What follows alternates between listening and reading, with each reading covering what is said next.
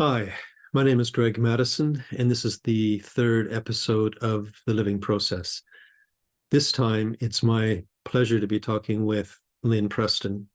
Lynn's a good friend of mine. We met at a focusing conference in Germany many years ago and have kept in touch, taught together, had a lot of conversations. We have a lot of play fights about particular things, as you'll see in this episode. Lynn is very well known in the focusing world. She's been a part of focusing-oriented therapy from before there was such a thing, really. She is also a relational psychoanalyst and teaches at the Institute of Contemporary Psychoanalysis. She recently has also developed a Help for Helpers group and a community empowerment group. So in addition to all of her work in psychotherapy and the focusing world, she's also expanding into more community development, which we touch on also in this episode. We talk a little bit about how Lynn got into the world of focusing and how she first met Gene Gendlin. We talk a bit about the kinds of conversations that they used to have, and especially discussions about theory that they would have and that Lynn and I also have. We spoke a bit about self-disclosure and working relationally in psychotherapy. And we also touched upon some of the issues in psychoanalysis and how to work in an informed way without imposing theory upon the client. So this is my conversation with Lynn. I think you can tell that we enjoy each other's company. Lynn Preston, The Living Process.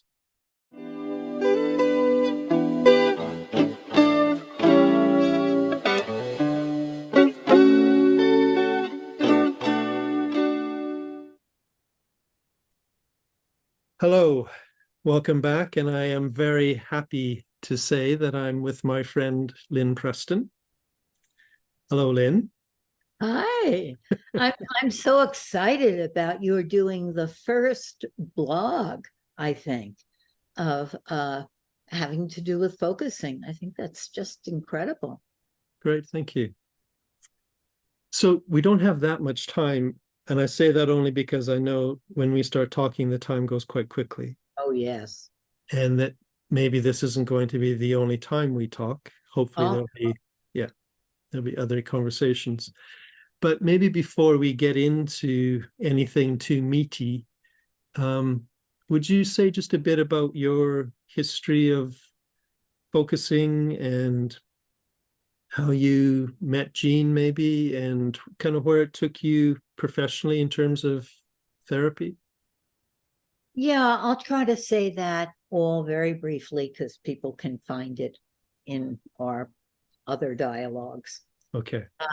But as a young woman, I was studying all different kinds of therapeutic approaches, and I came across Gene very much by accident. Somebody showed me a flyer of him, and I went to see what he had to say, and I was mesmerized, not by what he said, but how he said it and how he was with people, and how the way he was with people brought out all of this depth. And it's as if each person that he spoke to came alive, and their voices were heard in a different kind of way. And I was amazed at that and knew immediately that I wanted to study with him. And I was in therapy with him for a year, and got together a study group in which this is a little detail that I think is important, that when I asked him to do this study group, the fee for it was that each person had to take on a client free in exchange for the training that he was giving us. And then use that client as a way of studying how to be with that person in a focusing kind of way. And I think that's a detail that hasn't been widely known. That sounds so much like Gene. It's a very creative way to kind of spread focusing to people that may not have access to it otherwise. Mm. So I studied with Gene. I was in therapy with Gene. He described focusing as a process or a technique. I didn't take to it. It wasn't until years later that I got what the depth and but in his desire not to contaminate the therapy with his wanting me to learn from his way, he didn't pursue it at all. And I had to come to it later through workshops and things like that. So that's also a detail that's sort of interesting that I don't think I've said before. That in the therapy with you, he dropped it so completely that you had to go and find it someplace else. Well, he didn't drop the living of it, the phenomenology of it, the way he was being with me. Yes, but he dropped any talk about it. Mm-hmm. And I learned so much about dropping the talk about things from that experience with him. So then when he left New York, I've always been very interested in what psychoanalysts call working in the relationship, being the relationship that we're working on. And so I went into psychoanalysis and studied psychoanalysis, and not the old kind, but the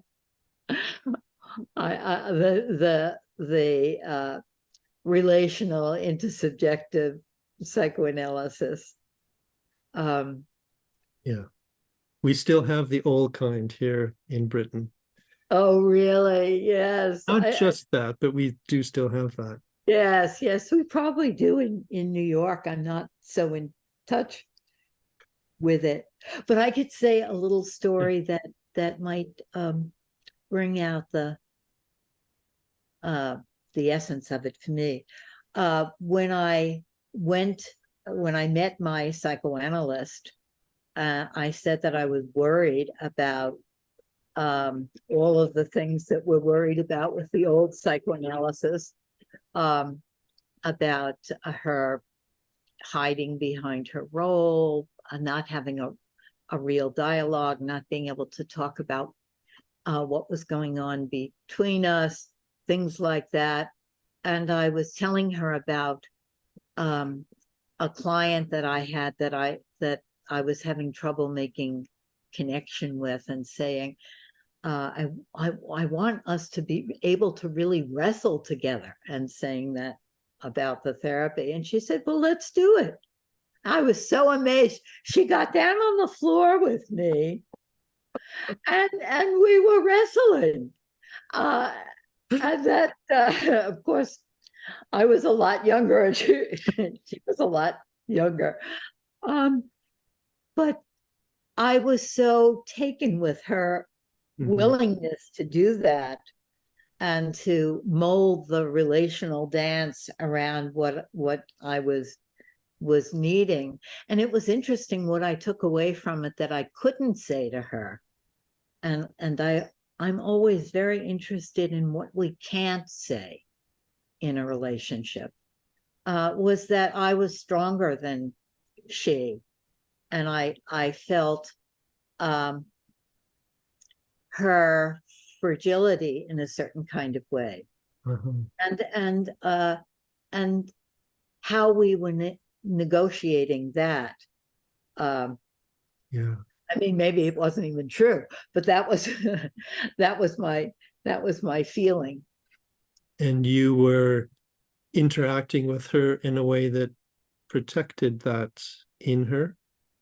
I wasn't sure. I was questioning that in my mind, Yeah. but we hadn't built up enough of a relationship for me to bring that up. But it would have been wonderful if I could have said that, and she could have been open to that.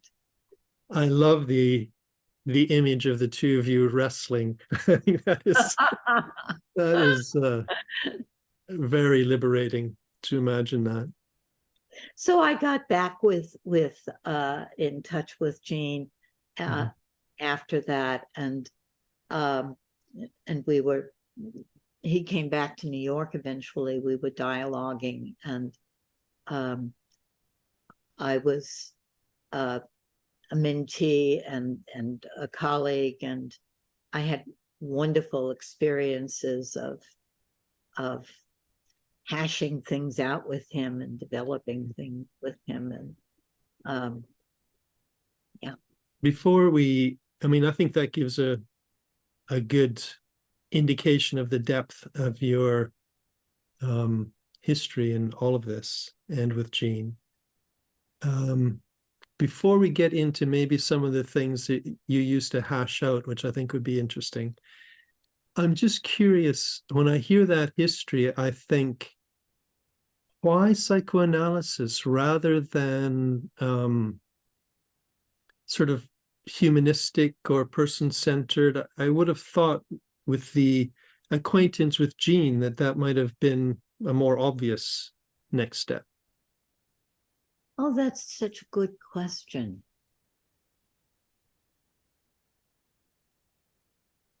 I felt that there is some magic, some power in the transference of being able to build enough trust so that you're playing out things with the therapist.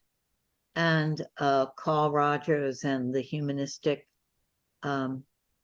therapy people were talking much more about being real with the person, but being in the here and now, being real, not getting into what they would see as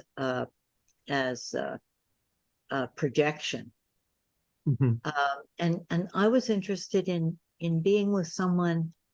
I was familiar with Winnicott's writing, and then Kohut sort of came on the scene, and the whole idea of just being able to be with someone that would allow all the things that you go through in a relationship that that are a combination, I would say now, of projection, of the other person projecting onto you, of fantasy, of reality, of the whole wide spectrum of relational issues. And it was, I wanted to learn how to do that. And I learned how to do it in a way that incorporates a lot of Gene's philosophy and puts together the person-centered approach, Gene's approach, and the psychoanalytic history. That's interesting to me, because when I've seen you practice,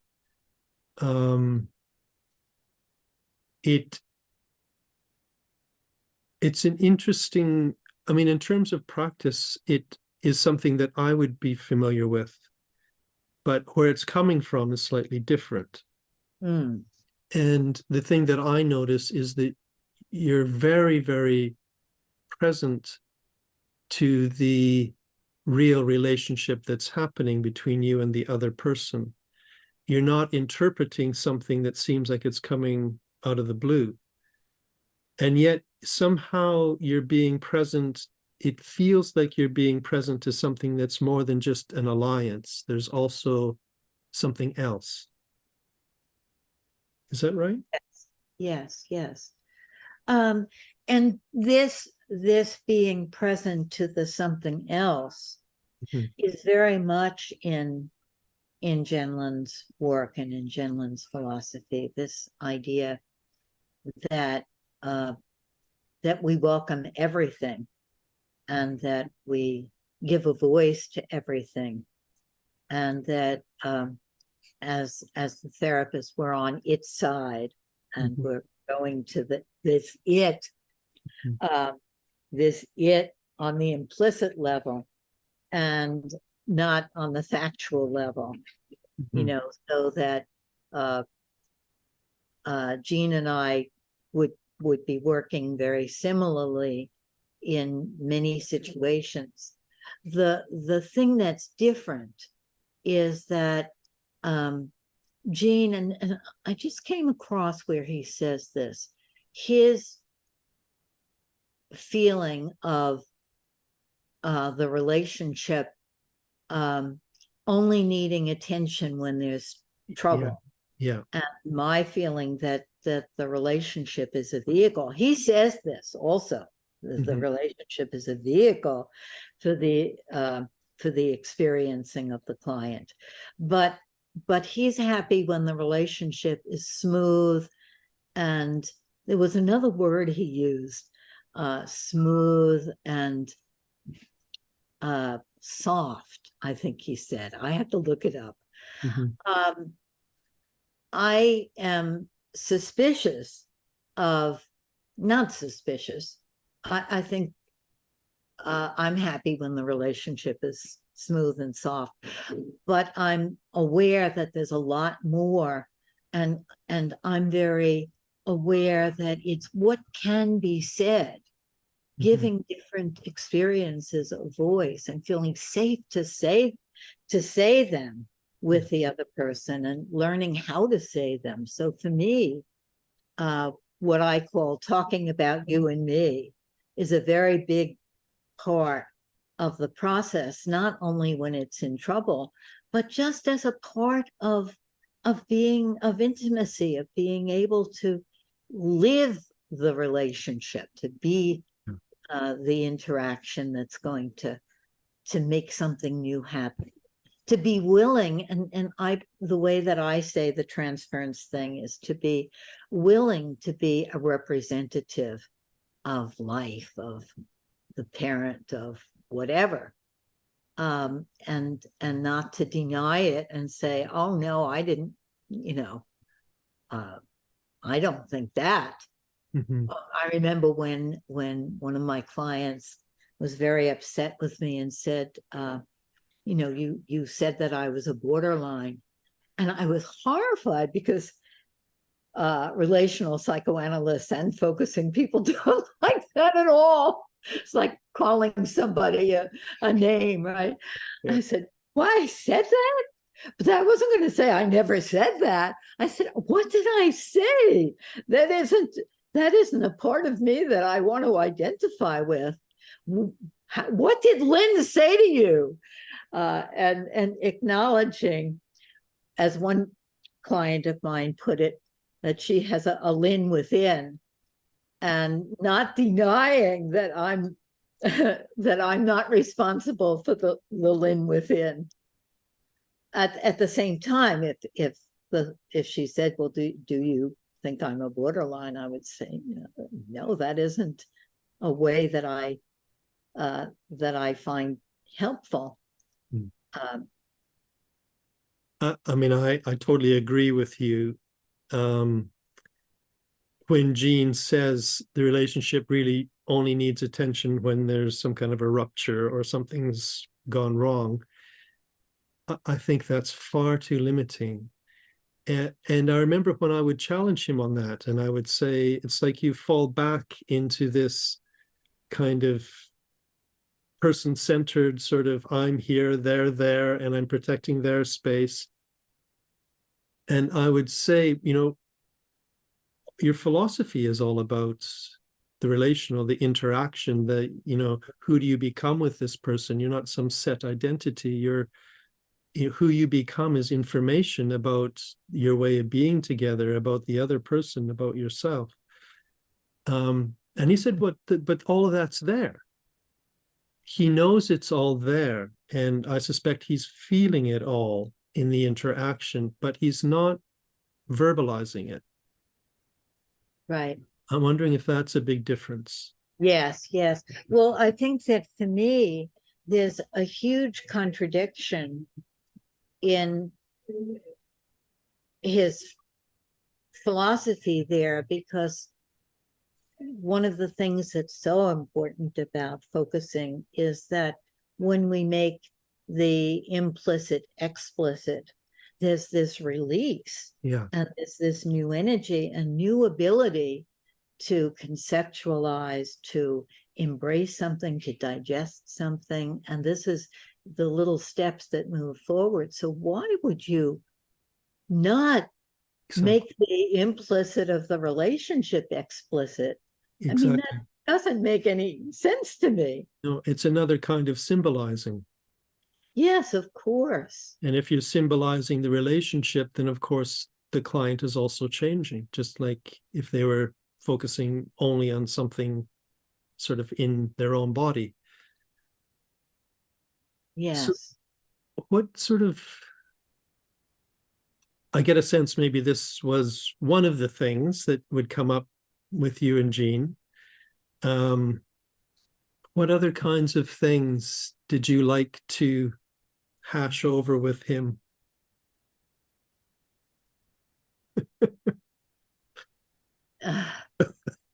I know one, but I'll give yes. What one are you thinking of? Well, the one I'm thinking of is the one that you and I also like to play with, is the question of theory and the role of theory. And just before we started recording, I was telling you of this conversation I recorded of the three of us, where you and Gene were having this back and forth about theory, and he ended up laughing at himself because he was almost saying there's no place for theory in therapy or in this kind of interaction. And then he reminded himself that he was teaching this course on theory construction and thinking at the edge and all these different ways to have theory. But it still makes me wonder, even as you were talking, my sense is when you're with a client, there's no separate theory there for you. Is that right? Well, I wouldn't say it that way. I would say, I would say that all of us, therapists and not therapists, are referencing stories, patterns, experiences about the dynamic of the other person and about the dynamic of you and the other person together. And those stories, references that all of us make are what I call theory. It's a way of making sense of things. And for me, and Gene agrees with this up there, wherever he is, agrees with me about this, that the more theories that you have, theories that touch you, the more you can feel oriented. But I think that where Gene and I agree is his idea, and you and I agree, is that having the theories right next to you, but not between you and the client. He says, I have my bag of tricks, my techniques, my theories. I feel the same way about techniques, as that techniques in therapy can be very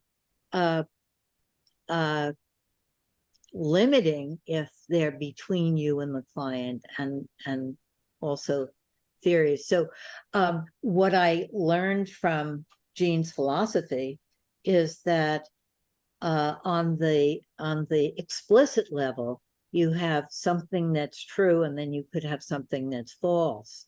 But on this broader implicit level, you have something that's true and something that completely contradicts it that's true, and something else that might be the enemy of that thing that's true. Absolutely. And feeling those all together, I think, makes a very rich, more oriented, grounded therapy. So let me, I want to say a couple of things. The first is that when you talk about having technique in between, of course, that would include focusing. Trying to get the client to focus can be having this big thing in between that protects the therapist and makes them feel effective and all that. Right. But the thing that I wanted to challenge a little bit more is I will accept your definition of theory. It's different than mine. You're using theory in a much more broad sense of all of the guiding experiences, wisdom, patterns, learning, everything that's there implicitly, I would say. So I would say that when you sit across from someone in a therapeutic context, and I mean you, not just generally, that the likelihood is that you really do sit there as yourself. You have the confidence to do that. And that what you find in yourself is this ebb and flow of all of these different experiencing that is now crossing with that particular client, and different things are coming up. Their story, your story, things you may have learned in the past, but they're coming up because for some reason they're evoked, they're implied in that particular interaction. That they come up that way, which for me is something I totally accept. It's that in your learning and experiencing up until now, certain things have resonated and they've gone in and they've become a part of you in some way. If you want to call all of that theory, that's fine with me. Then I need to have a different word for the kind of theory that I often do see used in therapy, which is much more, it may not be manualized in that it may not tell you exactly what to do, but it can tell you what you think is happening. It can give you a framework that is imported, not evoked, but simply imported as the therapist's own structure for how to think about everything, including this particular client. That is very different from what I would say you do. Yes. I love the way that you said that, because we've had this this sort of play fight for so many years. And that solves it, that when theory is evoked is very different than when it's imported. Yes. And I would say that even when it's imported, that it needs to be tried on and felt through. Yes. And is this going on? Yeah. If it's imported as a suggestion, then it can still do something. If it's imported in a more oppressive way, where the client isn't allowed to object. Oh, sure. Absolutely. Yeah. But I was thinking in that instance of just the therapist by herself thinking, what the hell is going on around here? And then is it like what Winnicott says? Is it like what this one says? Is it like Gene saying that? And then trying on each of those theories, and then finding something that somebody says that says, oh, that gives me, oh, maybe. And then one could try that out. But I could give you an example. There's on Can I just say something before we go to your example? Let's hold that and go right back to it. But what I want to say is, for me, I would like there to be an in-between step where the therapist is like, what is going on here? And just totally like, whoa, whoa. And rather than going to 5 different theories to try to anchor him or herself, instead would go into that experience first of all, and Yeah, maybe come up with the symbolizing. It's like, my goodness, I feel like I'm stuck in the mud down by the lake, and it's getting dark, and there should be some way out of this, and I can't move. And then it reminds me of what so and so said about blah blah blah. And then right, maybe there's a slightly more digested way of offering it. right. So that in between step feels important to me, although it doesn't always come. But if it comes, I think it helps something. Absolutely. I totally, totally agree Okay. with you. And that's the murky edge, Yes. right? That Gene talks about, um, listening and uh, responding until there comes this sort of murky edge where you don't know what else to say, or and then just staying there.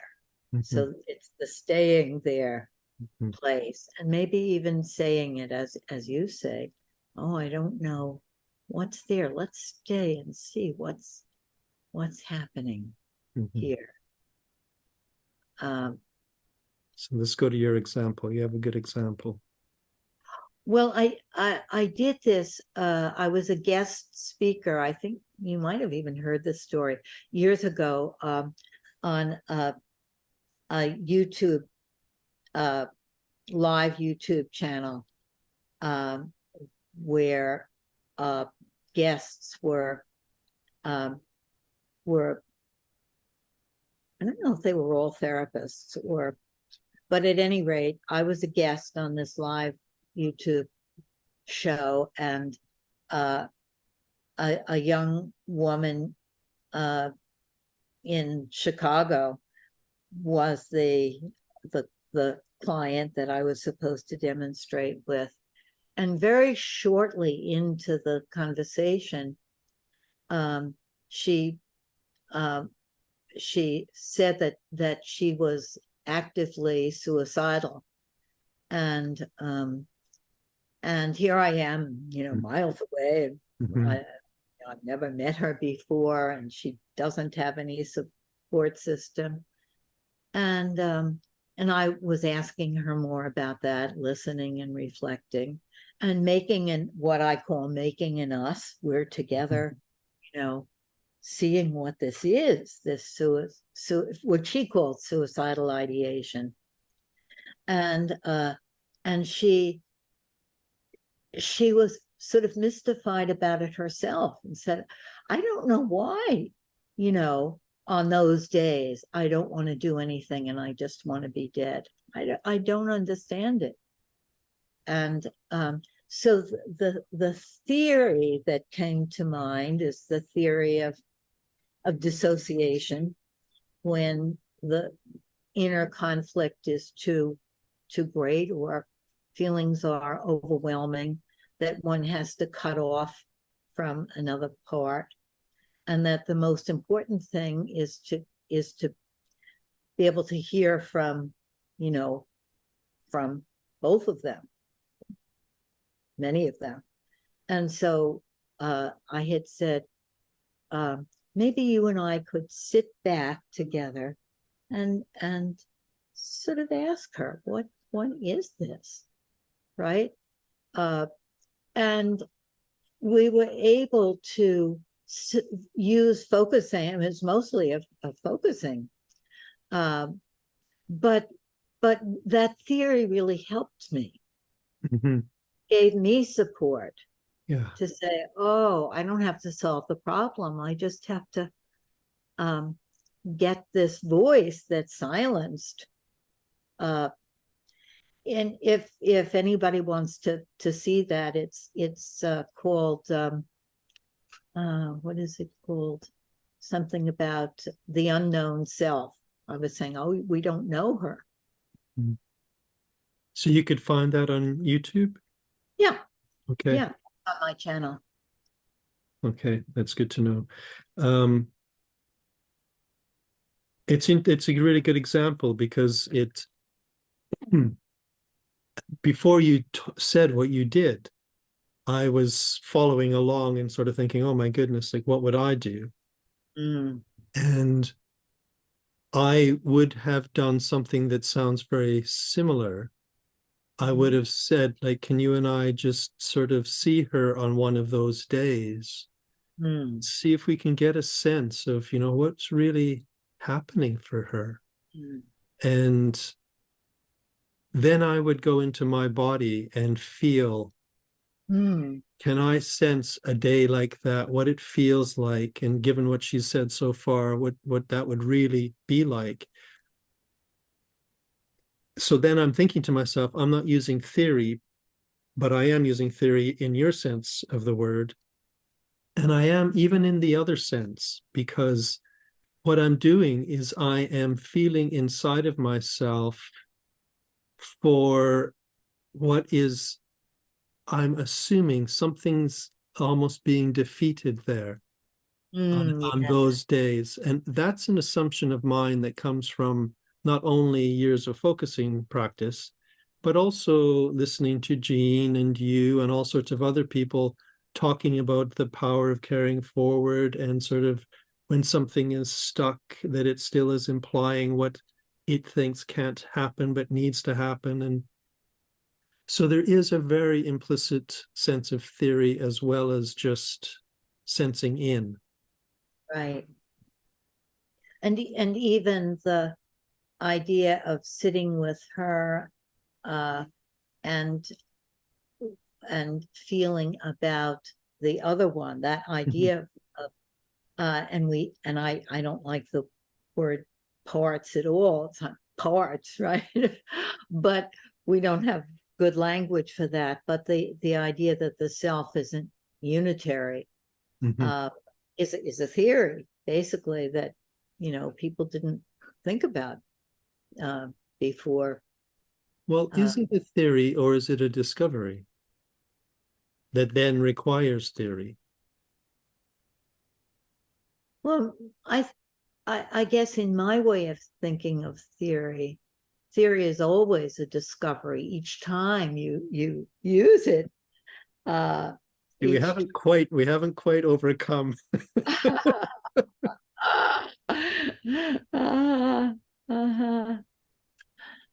Well, there's a psychoanalyst who hates the idea that of parts of a person or not, and says, there's a cohesive self, and that's a truth too. And those two, for me, those two truths don't have to obliterate each other, but the discovery doesn't. I would object to the word cohesive self. I would say, in my language, I would say there's a continuity. There's some kind of a continuity, which I suspect is that person's cohesive self. And there's also all of this diversity. Right. But I just see we don't have all that much time left. And I'm wondering, kind of skipping a bit. Could I say one more thing about that?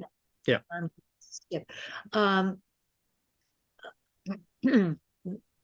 I think for me, theory is a story, an image, a conception. It's like a snapshot of something.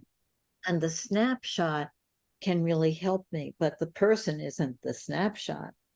But I was thinking about this idea of that psychoanalysts talk about self states and how helpful that is to me, because for me, it evokes this experience of how in a particular self state, I am so different than if I could change the channel and be in another self state. But it's like something comes over you and you are that, and you're not this. And to describe that as the self state feels very helpful to me, but it might feel horrible to somebody else. So then forget it. It's only good if it's useful. Yes. Yeah, and that's, I think, what Heidegger would call Befindlichkeit, the kind of that we're always in a mood, in an orientation in our living. Right. Yeah, interesting. I have to ask one more thing before we skip. And the way you describe it, I think we actually have it very similarly, but we come at it from different ends of the street in some way. Like that metaphor. But it makes me wonder if literature, because I think there's so much richness about human existence in literature. Yeah. That also offers a lot of metaphors and insights. And would you say theory? Yes, I think that every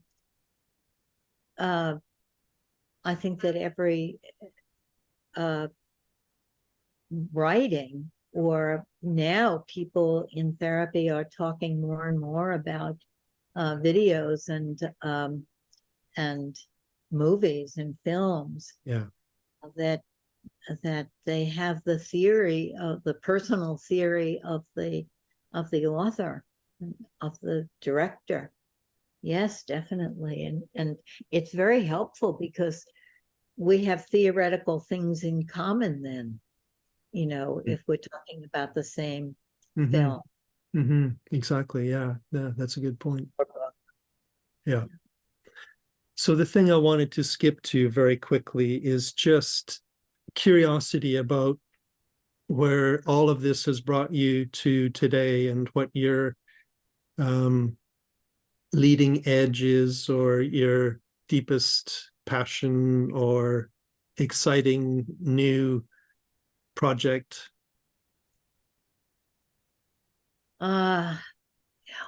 Well, I'm going to try to talk about that at the FOT conference, and I have to see how I'm going to put that. But I think that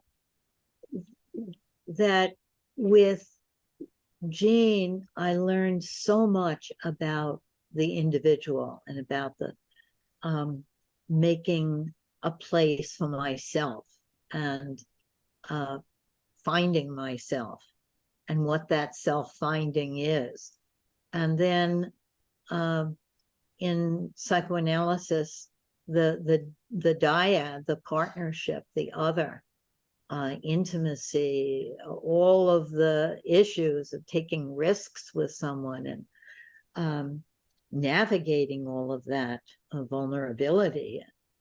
And then I've worked with that so much, putting what I know from Gene into this, working in the relationship, with the relationship.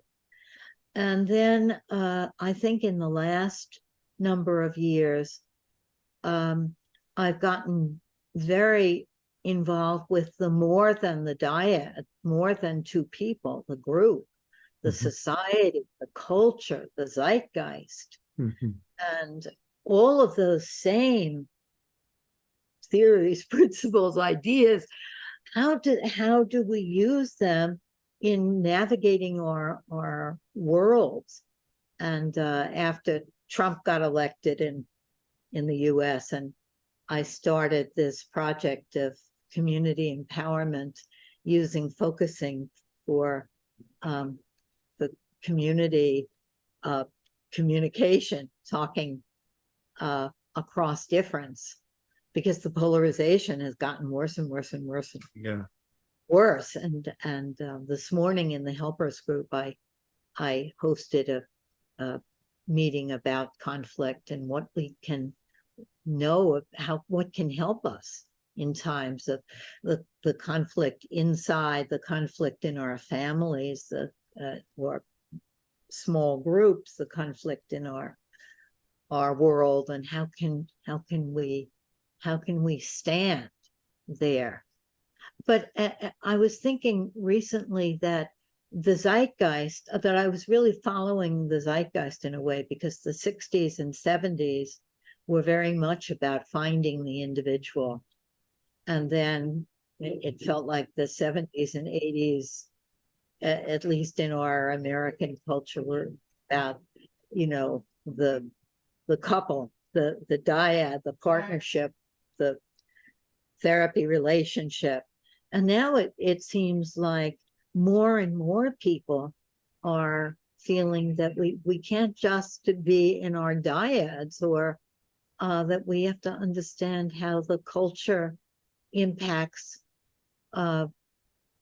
relationally, and how we can impact the culture. And the takeaway thing, so that if you want to go to something else at the FOT conference and you don't want to come to my workshop, I'll give you the takeaway thing. Okay, great. Excuse me. Is that we hope to change the other person, the other country, the other party. And we hope, if we can't do that, we hope that we'll be found right and everybody will support us. Or if we can't get that, we hope that we'll be more powerful, and we can intimidate the other in whatever way we do that. And when we can give up all those hopes, then the hope is that we can't change the other person or the other people or the other idea, but we can change the dynamic. We can change the dance. Yes. And we can do that even inside ourselves. So that's the takeaway of that. It sounds wonderful to me. And again, very interestingly, what I'm presenting at the FOT conference is called Focusing Oriented Democracy, which is about almost exactly the same thing. But again, I think approaching it from a side street or something, not quite exactly the same approach as you're taking. But the takeaway from my talk, I think, is very similar. It's that we need to actually embrace listening as the most fundamental democratic act. Yes. And if we can get to the point where we can tune in to the other's hope of being understood, then we can actually have a real listening exchange where we're not listening to change the person. It doesn't matter if we disagree with the content, because we're tuning into the person that's generating it, not what's being generated, but the person in there and their hope of being understood. Absolutely. Or even tuning into the people. So if I'm tuning into the party that I'm voting against, tuning in that way of thinking and feeling the situation, that there's an implicit richness there that I can maybe get a grasp of. I would love to do that. I mean, for the prime example for us was Brexit, but the same thing as your Donald Trump event. Yes. But I think, because we hear quite a bit about America, and I think how interesting it would be to find some people from the right. Right. For me, that would be the other side. And people that are willing to talk about their opinions rather than, people that actually are happy enough to engage and want to be listened to. I would love to do that because I suspect that I would be changed. Yes, yes, yes, Yeah. yes. Maybe you and I could do that. We'll be on the yes. There are people, of course, doing that. The Braver Angels and yes, different organizations.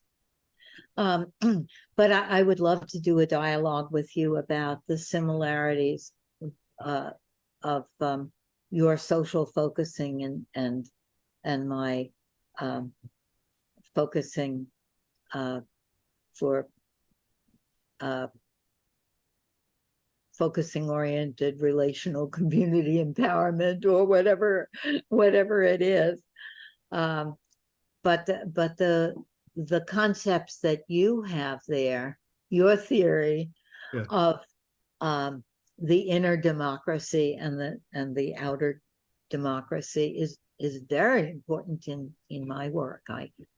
And people really take to that, really understand that. And so I'm very grateful to you coming from across the street. And well, maybe we can have a street party. Yes. Let's maybe use that as the beginning of our next conversation. Good. Sounds very good. Okay. Thank you. Thank you, Greg. This was really fun. As always, it's a delight.